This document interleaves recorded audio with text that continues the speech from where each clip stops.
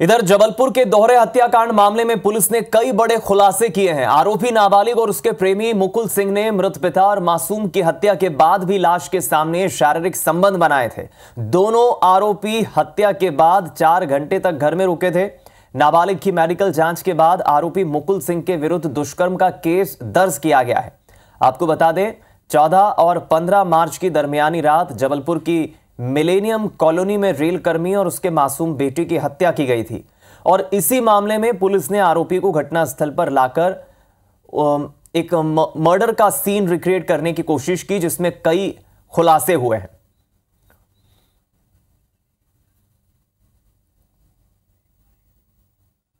उस समय जब घटना घटित हुई थी तो आरोपी और जो नाबालिग बच्ची है उन्हें जो भी वहाँ एक्टिविटी उनकी हुई थी तो उसी को जो हमने अभी तक एक्सपेक्ट, क्योंकि अभी तक आरोपी हमारे पास था नहीं, अभी उसको लेके आने से अब वो एक्चुअल जो घटना हुई थी उसने जैसा बताया उसको हमने जो अभी तक जो हमने इन्वेस्टिगेशन में पाया है उसके साथ मैच किया है, तो लगभग वो मैच हुआ है।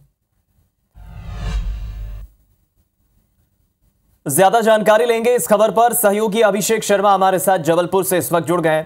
अभिषेक, इस खूंखार आरोपी को शैतान कहना कतई गलत नहीं होगा। किस तरह उसने पहले अपने सीने पर टैटू बनवाया, उसके मंसूबे काफी खतरनाक थे लेकिन वो नाकामयाब हो पाया और अब बड़ा खुलासा हुआ, उसने उसी जगह पर दुष्कर्म किया था। पुलिस का क्या कहना है, क्या खुलासा हुआ है? और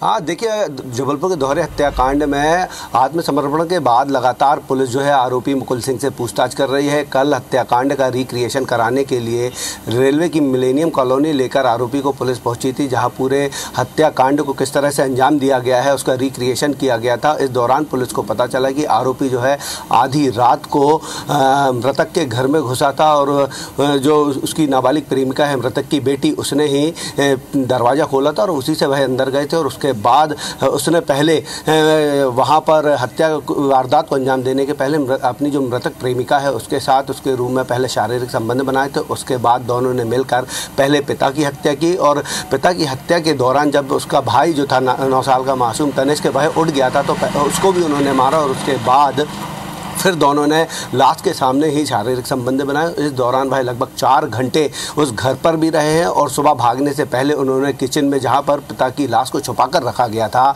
वहां पर मैगी बनाकर खाई थी और भाई की लाश को पॉलीथिन में लपेटकर फ्रिज में रख दिया गया था। और उसके बाद वह 4 घंटे जब उन्होंने घर पर बिता ली, उसके बाद बारी बारी कर भाई उस घर से फरार हुए। लेकिन एक गलती प्रेम जो नाबालिग लड़की थी वह कर गई। वह जाते जाते उसने व्हाट्सएप से जो ऑडियो मैसेज है अपने एक रिश्तेदार को भेज दिया और उसमें कहा कि उनका जो पड़ोसी है मुकुल सिंह, उसने उसके पिता और भाई की हत्या कर दी। उसके बाद दोनों आरोपी भाग गए और लगातार वह पुलिस को छकाने के लिए देश के कई राज्यों में उन्होंने वह गए। जब पुलिस वहां पहुंचती थी वह एक राज्य से दूसरे राज्य पहुंच जाते थे और इसके बाद वह नेपाल तक गए। लेकिन जब उनके पुलिस ने उनके बैंक के खाते सीज कर दिए, उनके पास खाने के लाले पड़ गए, तो वह हरिद्वार और मंदिर आश्रमों की शरण लेने लगे। और इसी दौरान जो है लोगों ने आरोपी को पहचाना और जो नाबालिग लड़की थी उसे पुलिस के हवाले किया और आरोपी जब वहां से भागा तो वह अपने कि पुलिस पूछताछ में नाबालिग को टॉर्चर न करे इसका हवाला देकर वह जबलपुर के सिविल लाइन थाने में आकर उसने जो है आत्मसमर्पण किया था, सरेंडर किया था। लेकिन पुलिस ने कोर्ट में पेश कर रिमांड पर लिया है, लगातार पूछताछ कर रही है और इस पूछताछ में कई हैरान करने वाले खुलासे हो रहे हैं। जैसा कि आरोपी मुकुल सिंह ने टैटू बनवाया था, उस टैटू में 5 नरमुंडे बनाए थे कि किन 5 लोगों की हत्या। पिछले 3 दिनों में इस पूरे मामले में कई डेवलपमेंट हुए हैं, कई खुलासे हुए हैं। किस तरह उसने ये भी कबूल किया, पुलिस ने ये भी खुलासे में पूछताछ में कबूल किया है उसने कि वो 5 लोगों की हत्या करना चाहता था। दोहरे हत्याकांड में वो 3 लोगों को मार नहीं पाया। उसकी मनस्थिति क्या रही होगी, क्या उसकी मानसिक स्थिति ठीक है? पुलिस ने मेडिकल रिपोर्ट साझा की है।